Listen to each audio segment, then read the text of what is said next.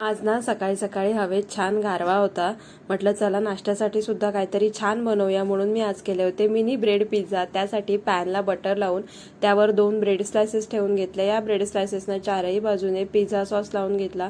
Pizza sauce मस्तपैकी चारही बाजूने व्यवस्थित स्प्रेड करून झाल्यानंतर त्यावर एक एक करून कॅप्सिकम म्हणजे सिमला मिरचीचे तुकडे ठेवून घेतले.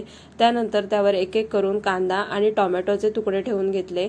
आणि ना मला आणि पंकजना चीजपेक्षा मेयोनीज खूप आवडतं, म्हणून दोन्ही ब्रेड स्लायसेसवर भरपूर सारं मेयोनीज घातलं.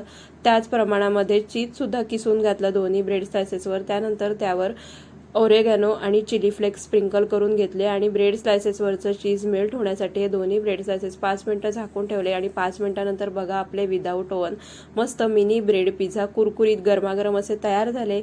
सकाळी सकाळी असं छान आणि यम्मी नाश्ता मिळाला म्हणून पंकजचा तर मूडच ऑन झाला होता. तुम्हाला सुद्धा हा व्हिडिओ आवडला असेल तर लाईक शेअर सबस्क्राईब नक्की करा. Bye bye.